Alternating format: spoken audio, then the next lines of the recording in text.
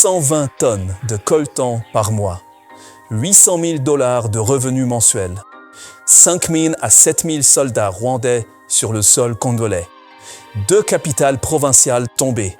Ces chiffres, ce sont les rapports confidentiels de l'ONU qui les documentent. Le 5 février 2026, à Kigali, Paul Kagame répond.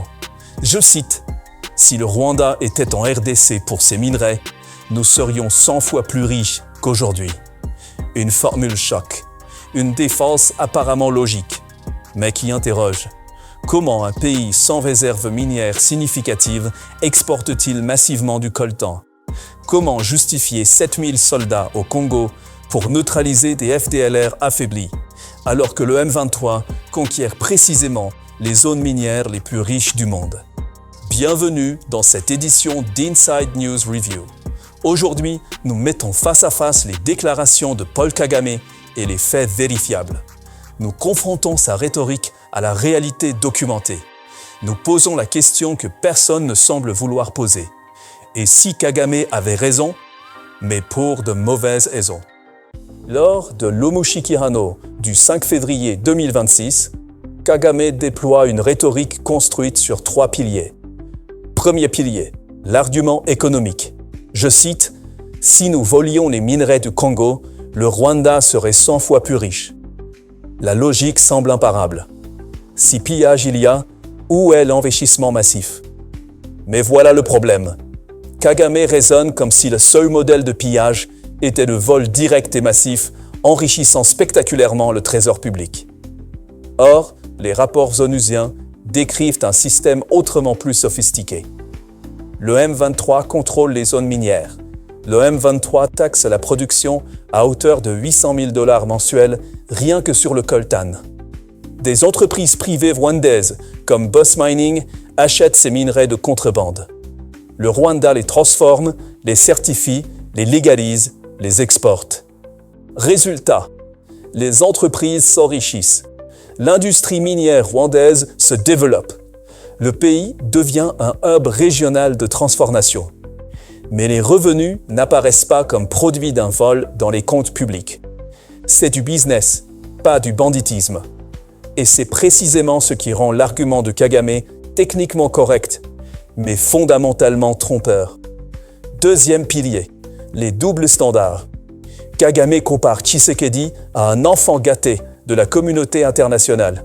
Je cite, « Il n'y a aucun blâme qui va vers ceux qui ont créé ce problème. » Cette rhétorique victimaire, le petit Rwanda digne face à l'injustice internationale. Le Rwanda qui refuse de demander des faveurs à ceux-là même qui nous causent ces problèmes. Sauf que le Conseil de sécurité de l'ONU a adopté 2 résolutions en 2025 condamnant fermement l'offensive du M23 avec le soutien de la force de défense rwandaise. Ce n'est pas Tshisekedi qui accuse. Ce sont les enquêteurs onusiens qui documentent. Ce sont les images satellites qui montrent. Ce sont les témoins qui confirment. Troisième pilier, la question sécuritaire. Chaque fois que la question des minerais est soulevée, Kagame pivote vers les FDLR. Le problème que le Rwanda a avec le Congo concerne principalement la présence des FDLR, les menaces sécuritaires ainsi que l'idéologie génocidaire. Cette technique de détournement est remarquable. Qui oserait minimiser une menace génocidaire? Mais examinons les faits. Les FDLR, affaiblis après des décennies, se trouvent précisément dans les zones contrôlées par le M23. Le plan harmonisé de neutralisation adopté le 31 octobre 2024 n'a jamais été mis en œuvre. Pourquoi? Parce que Kinshasa exige un retrait simultané et Kigali refuse de retirer ses forces avant la neutralisation des FDLR. Un blocage parfait qui permet de maintenir le statu quo. Et pendant ce temps, selon le rapport onusien, l'espace occupé par le M23 a augmenté de 30% entre avril et novembre 2024, concentré précisément dans les zones minières stratégiques. Coïncidence? Nous explorons cette question en examinant ce que révèlent précisément les documents des Nations Unies sur l'économie de guerre installée dans les territoires contrôlés par le M23 et comment le discours sécuritaire de Kagame résiste ou non à la confrontation avec les preuves matérielles accumulées par les enquêteurs onusiens sur le terrain. Devant le Congrès américain à Washington, le 22 janvier 2026, Mathilde Mukantabana, ambassadrice du Rwanda aux États-Unis, lâche une bombe. Je cite, « Le Rwanda fait de la coordination sécuritaire avec l'AFC M23. Je l'affirme clairement afin de bâtir la confiance par la transparence. Après des décennies de dénégation systématique, après des dizaines de rapports onusiens balayés d'un revers de main, après des années à qualifier les accusations de propagande congolaise, le Rwanda admet enfin officiellement sa collaboration avec le M23. Sous pression américaine, dos au mur, contraint à reconnaître ce que le monde entier documentait déjà. 5 jours plus tard, Corneille Nangaa enfonce le clou dans une interview aux médias rwandais IGIA. Je cite, « Je confirme ici que nous collaborons avec le Rwanda. Et pas seulement avec le Rwanda, nous collaborons aussi avec l'Ouganda. Le coordonnateur de l'AFC M23 parle de 40 000 personnes qui traversent quotidiennement la frontière sous coordination des deux pays. Un aveu qui met fin à des années de mensonges. Le gouvernement congolais réagit immédiatement. Patrick Muyaya, porte-parole, des années de dénégation acharnée, de mensonges et de manipulations systématiques. Le président Tshisekedi, dans son discours aux ambassadeurs, cette reconnaissance réduit l'espace du déni, clarifie les responsabilités et oblige la communauté internationale à exécuter les résolutions de l'ONU. Mais que révèlent exactement les rapports onusiens que le Rwanda vient finalement d'admettre? Entre avril et novembre 2024, expansion territoriale du M23 de 30%, concentrée dans les zones minières stratégiques. Avril 2024, prise de Rubaya, qui fournit à elle seule 15% du coltan mondial. Septembre 2024, prise de Nsibira, hub de transit pour les minerais. Janvier 2025, chute de Goma, 1 million d'habitants. Puis Bukavu, puis Uvira. Un rapport confidentiel de l'ONU consulté par Reuters en mai 2025. Boss Mining Solution, entreprise rwandaise dirigée par Eddie Abimana, déjà identifiée il y a 10 ans comme trafiquant lié au M23, achète des minerais de contrebande provenant de zone M23. Les activités minières illégales auraient atteint des niveaux sans précédent. Chiffre précis, 120 tonnes de coltan exportées par mois par le M23. 800 000 $ de revenus mensuels rien que sur le coltan. 3 exploitations aurifères clés contrôlées. Taxes sur la cassiterite, le tungstène, l'or. Le niveau du soutien militaire rwandais est massif. Un rapport de juillet 2025, les dirigeants de l'AFC M23 reçoivent instructions et soutien du gouvernement rwandais et de ses services de renseignement. Entre 5 000 et 7 000 soldats rwandais déployés.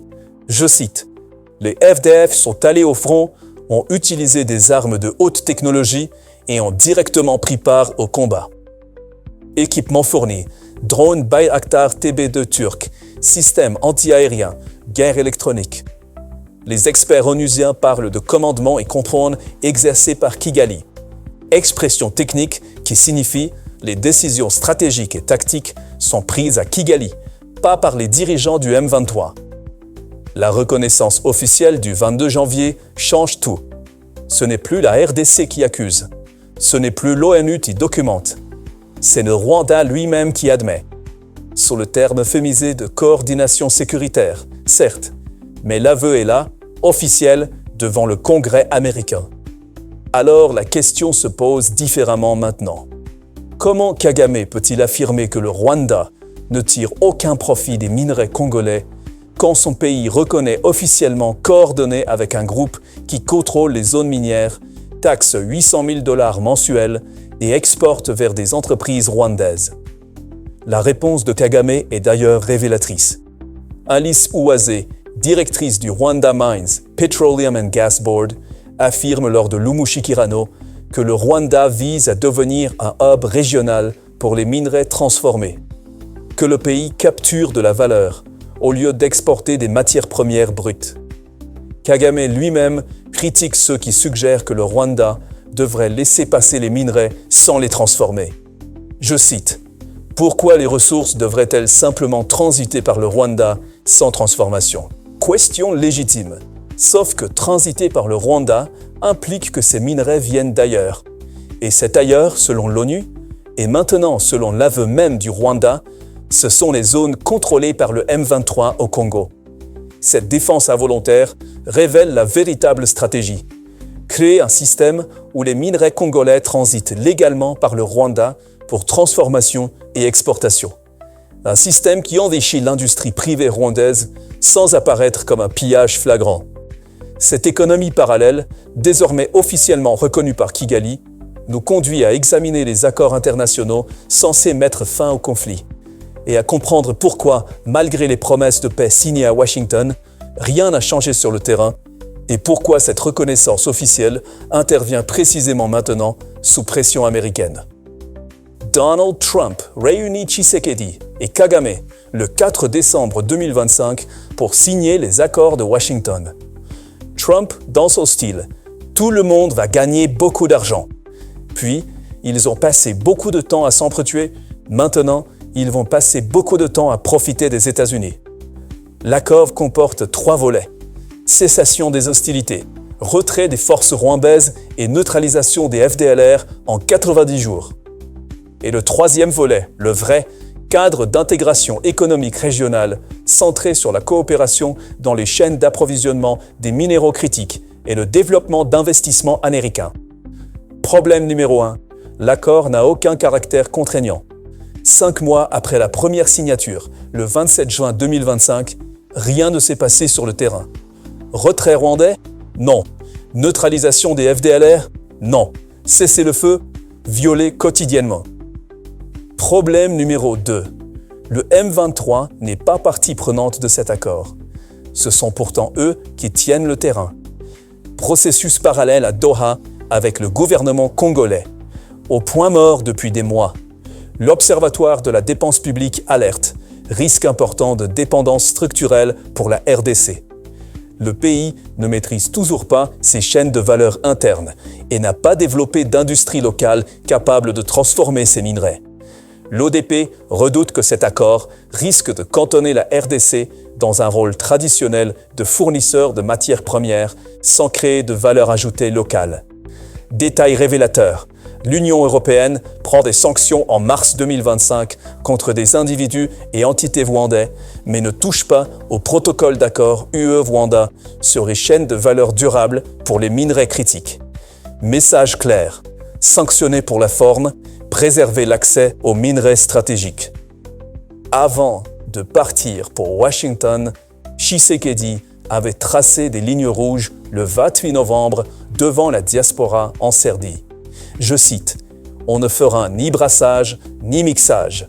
On ne fait pas de commerce régional sans paix ni confiance rétablie. » Sur le terrain, alors même que les présidents signaient, des affrontements continuaient. Plus de 500 000 personnes déplacées depuis janvier 2025. Hôpitaux attaqués. Violation massive des droits humains documentée par l'ONU.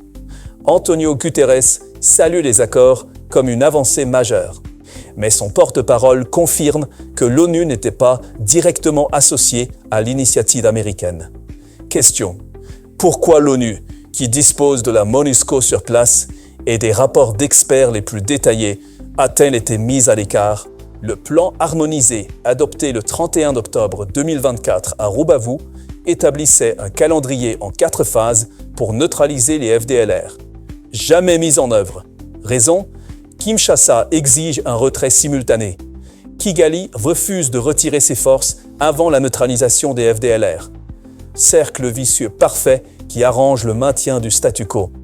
Cette impasse sur les FDLR, cet argument sécuritaire grandi systématiquement par Kagame pour justifier la présence rwandaise mérite un examen factuel approfondi pour déterminer s'il s'agit d'une menace réelle nécessitant 7000 soldats et des drones de combat ou d'un prétexte commode pour maintenir l'accès aux zones minières les plus riches du monde. Kagame, lors de l'Omushikirano, Le vrai problème concerne les interamwés, liés à l'idéologie du génocide, et qui continuent de comploter en disant « nous revenons » pour finir ce que nous avons commencé. L'argument touche une corde sensible. Les FDLR, fondés par d'anciens membres des forces qui ont perpétré le génocide de 1994, sont une réalité. Certains de leurs membres ont directement participé au massacre de 800 000 Tutsis. Le Conseil de sécurité de l'ONU reconnaît d'ailleurs la menace, le groupe étant sanctionné. Kagame anticipe l'objection sur l'effectif réduit des FDLR. Je cite « Comment pouvez-vous avoir un si gros problème alors que certains d'entre eux sont âgés de 90 ans ?» Je réponds « Même s'ils ont 90 ans, ils sont toujours là. Et s'ils ont des enfants qu'ils entraînent et remplissent de cette idéologie, alors leur âge devient sans importance. » L'argument sur la transmission idéologique n'est pas dénué de fondement. Mais plusieurs faits viennent nuancer cette présentation. Premier fait, l'effectif réel des FDLR est largement affaibli après des décennies. Les estimations parlent de quelques milliers de combattants actifs, voire moins. Cette force résiduelle constitue-t-elle réellement une menace militaire capable de renverser le régime à Kigali? Deuxième fait, la géographie du problème. De nombreux membres des FDLR se trouvent précisément dans les zones contrôlées par le M23. Situation paradoxale. Kinshasa ne peut pas neutraliser des groupes dans des territoires occupés par une rébellion soutenue par le Rwanda qui dit vouloir éliminer ces mêmes FDLR. Troisième fait. L'évolution du discours rwandais. Dans les années 1990-2000, la justification reposait sur la menace directe des FDLR. Aujourd'hui, alors que le groupe s'est affaibli, la rhétorique se déplace vers l'idéologie génocidaire, concept plus large et plus difficile à mesurer. Comment neutralise-t-on une idéologie? Quels seraient les critères de succès permettant le retrait des forces? Quatrième fait, le plan harmonisé adopté le 31 octobre 2024 établissait un calendrier en 4 phases pour neutraliser les FDLR. Jamais mis en œuvre. Pourquoi? Divergence politique. Kinshasa exige un retrait simultané. Kigali refuse de retirer avant la neutralisation. Un blocage qui arrange peut-être certains. Car pendant ce temps, le M23 étend son contrôle de 30%, concentré dans les zones minières. Le président burundais Ndayishimiye fait une observation pertinente. Les FDLR ne sont pas les seuls rebelles étrangers à l'Est. Il y a des groupes du Soudan du Sud, d'Ouganda, du Burundi. Pourtant, seuls les FDLR justifient 5 000 à 7 000 soldats rwandais, des drones de combat, des systèmes de guerre électronique et le soutien à une rébellion qui a conquis 2 capitales provinciales. Disproportion entre la menace alléguée et la riposte militaire déployée. D'autant plus que le M23 AFC a pour ambition déclarée d'aller jusqu'à Kinshasa pour renverser le régime de Tshisekedi. L'acte constitutif de l'AFC, lancé en décembre 2023, mettre fin au pouvoir de Kinshasa par tous les moyens. Révélation d'un rapport onusien de juillet 2025. Corneille Nangaa, visage politique du M23, a été progressivement marginalisé par Kigali. Raison? Le Rwanda reprochait à Nangaa ses ambitions personnelles de marcher sur Kinshasa par la force. Divergence stratégique. Kigali rejette une campagne militaire directe vers la capitale. Cette révélation est capitale. Elle prouve que Kigali exerce un contrôle si étroit qu'il peut écarter un dirigeant. Elle suggère que les objectifs dépassent largement la neutralisation des FDLR pour englober un projet de reconfiguration politique du Congo. Kagame évoque d'ailleurs ceux qui bénéficient du maintien de la guerre. Je cite « Peut-être que cela devient une industrie pour certaines personnes de maintenir une guerre en cours. Il y a beaucoup de bénéfices pour certains. » Cette phrase, prononcée pour accuser ses détracteurs, s'applique paradoxalement au système documenté par l'ONU. Une économie de guerre générant 800 000 $ mensuels sur le coltan, contrôlant des sites aurifères, permettant à des entreprises comme Boss Mining d'acquérir des minerais à bas prix, maintenant un flux régulier vers le Rwanda, où ils sont transformés et légalisés. La question demeure. La neutralisation des FDLR est-elle l'objectif final ou un prétexte pour maintenir une présence dans une région exceptionnellement riche? Si c'était l'objectif, pourquoi le plan harmonisé négocié et adopté n'a-t-il jamais été mis en œuvre?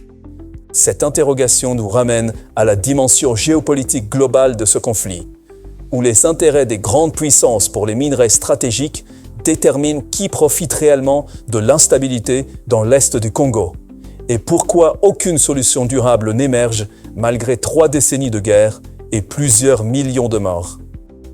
Derrière les discours sur la sécurité se cache une réalité brutale. L'Est du Congo détient 2/3 des réserves mondiales de coltan, métal indispensable à tous nos smartphones, ordinateurs, tablettes. Sans tantal extrait du coltan, l'électronique moderne n'existerait pas.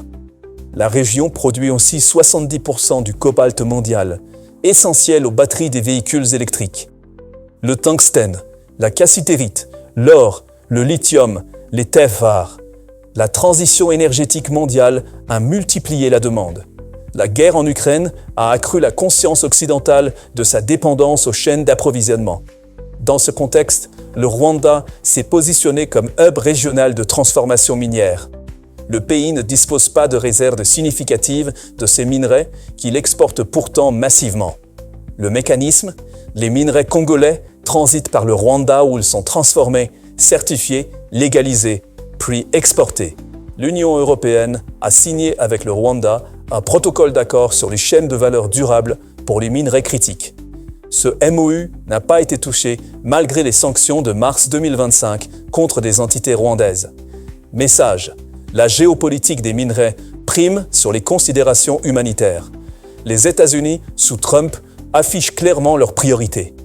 L'accord de Washington du 4 décembre comporte un volet économique massif centré sur les minerais critiques. Accords bilatéraux séparés avec la RDC et le Rwanda. Trump: tout le monde va gagner beaucoup d'argent. Les entreprises américaines obtiennent un accès privilégié aux minerais congolais. Le Rwanda consolide son rôle de hub et bénéficie d'investissements américains. Et la RDC? Selon l'ODEP, elle risque de rester cantonnée dans son rôle de fournisseur de matières brutes sans industrie locale de transformation. Configuration qui rappelle les schémas coloniaux. Extraction dans les anciennes colonies, transformation et captation de valeur dans les métropoles ou pays intermédiaires. Le néocolonialisme moderne s'exerce par des chaînes d'approvisionnement contrôlées et l'instrumentalisation de conflits locaux. Apple, géant américain, a été mis en cause pour approvisionnement en minerais de guerre de l'Est de la RDC. L'entreprise affirme avoir des systèmes de traçabilité pour éviter les minerais de conflit. Mais ces systèmes reposent sur les certifications des pays exportateurs comme le Rwanda, créant une circularité qui légalise des minerais d'origine douteuse. La Chine, moins visible dans Washington, reste un acteur majeur, principal partenaire commercial du Congo. Contrôle significatif de l'exploitation minière industrielle, particulièrement pour le cobalt et le cuivre du Katanga. Ce qui émerge, le conflit dans l'est du Congo, n'est pas qu'une guerre locale. C'est un nœud où se croisent les appétits des multinationales pour les minerais stratégiques, les stratégies des puissances mondiales pour sécuriser leurs chaînes d'approvisionnement, les ambitions régionales de leadership et les réseaux économiques qui profitent de l'instabilité. Kagame affirme que peut-être cela devient une industrie pour certaines personnes de maintenir une guerre en cours. Il a plus raison qu'il ne pense. Une industrie dont les actionnaires incluent les entreprises minières qui achètent à bas prix, les intermédiaires qui transportent et légalisent, les fabricants d'électronique qui bénéficient de coûts réduits, les marchands d'armes qui équipent tous les belligérants. Dans ce système, la déclaration de Kagame selon laquelle le Rwanda serait 100 fois plus riche s'il volait les minerais devient presque une boutade. Il n'a pas besoin de les voler directement. Le système en place permet de capter une partie substantielle de la valeur par des mécanismes sophistiqués. Contrôle territorial via le M23, taxation à la source, transit et transformation au Rwanda, légalisation et exportation vers les marchés internationaux.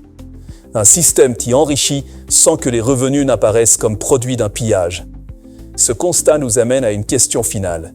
Quel est le prix humain de cette guerre pour les minerais et que révèle réellement la logique de Kagame lorsqu'on la confronte aux faits documentés sur le terrain et aux intérêts géopolitiques en jeu? Nous voici au terme de notre analyse. Paul Kagame affirme que le Rwanda serait 100 fois plus riche s'il exploitait les minerais congolais. Techniquement, il a raison. Un pillage direct et massif, enrichissant spectaculairement le trésor public rwandais, serait effectivement visible. Mais Kagame omet peut-être de mentionner que le système actuel permet de capter de la valeur sans commettre de vol flagrant. Le M23 contrôle les zones et taxe $800 000 mensuels rien que sur le coltan. Des entreprises privées rwandaises comme Boss Mining achètent ces minerais de contrebande. Le Rwanda les transforme, les certifie, les légalise, les exporte. L'industrie minière rwandaise se développe. Le pays devient un hub régional, sans que cet enrichissement n'apparaisse comme un pillage dans les comptes publics. L'argument sécuritaire des FDLR, bien que comportant une part de légitimité historique, peine à justifier 7000 soldats, des drones de combat et une expansion territoriale de 30% concentrée précisément dans les zones minières. Le plan de neutralisation des FDLR, négocié et adopté, n'a jamais été mis en œuvre. Pourquoi? Les accords de Washington, malgré leurs pompes, n'ont produit aucun changement tangible. Leur architecture même, non contraignante, excluant le M23, subordonnant la paix à un cadre économique centré sur les minerais, révèle que les priorités économiques ont supplanté les impératifs humanitaires. Plus de 500 000 déplacés depuis janvier 2025, des milliers de morts, des violations massives des droits humains, des hôpitaux attaqués. Voilà le prix humain pendant que les minerais continuent de s'écouler vers nos smartphones. Maintenant, quelques questions pour vous, auditeurs. Combien de fois avez-vous déverrouillé votre smartphone aujourd'hui? Savez-vous qu'il contient probablement du coltan extrait dans une zone contrôlée par le M23, transporté illégalement vers le Rwanda, légalisé par des circuits opaques avant d'arriver dans l'usine qui a assemblé votre appareil? Quand Kagame dit que le Rwanda serait 100 fois plus riche s'il volait les minerais, il dit techniquement la vérité, mais pour de mauvaises raisons. Car le système actuel lui permet de capter de la valeur sans vol flagrant, en laissant le M23 faire le travail sale pendant que les entreprises rwandaises récoltent les bénéfices. La vraie question n'est pas de savoir si Kagame dit la vérité ou ment. La vraie question est pourquoi, après 30 ans, des millions de morts, des dizaines de rapports onusiens, des résolutions, des accords, des sanctions, rien ne change fondamentalement. Peut-être parce que trop d'acteurs bénéficient du statu quo. Les entreprises multinationales qui achètent à bas prix, les intermédiaires qui légalisent, les fabricants qui bénéficient de coûts réduits, les marchands d'armes qui équipent tous les belligérants. L'instabilité maintient les prix bas. Le manque de traçabilité facilite les profits. Vous, auditeurs, que ferez-vous de ces informations? Continuerez-vous à acheter vos appareils sans vous demander d'où viennent les minerais? Exigerez-vous une vraie traçabilité? Soutiendrez-vous les filières d'approvisionnement éthique? Car nous sommes tous impliqués. Chaque achat d'un nouveau smartphone nous connecte à cette chaîne qui commence dans les mines du Kivu et se termine dans nos poches. Ignorer cette connexion ne la fait pas disparaître. Le Congo a assez saigné pour notre confort. Il est temps que la communauté internationale, et cela nous inclut tous, assume sa responsabilité et exige un changement systémique. Pas juste des accords de papier signés pour des photos. Nous vous remercions d'avoir suivi cette édition d'Inside News Review avec attention. Nous vous invitons au débat, au dialogue, au partage de ces informations. Nous vous encourageons à faire vos propres recherches, à creuser ces questions, à ne pas vous contenter des narratifs officiels. Et nous vous donnons rendez-vous pour notre prochaine analyse. Car notre mission reste de mettre les faits sur la table et de vous donner les éléments pour vous forger votre propre opinion éclairée. Que Dieu bénisse le Congo. Que Dieu bénisse notre quête collective de vérité et de justice.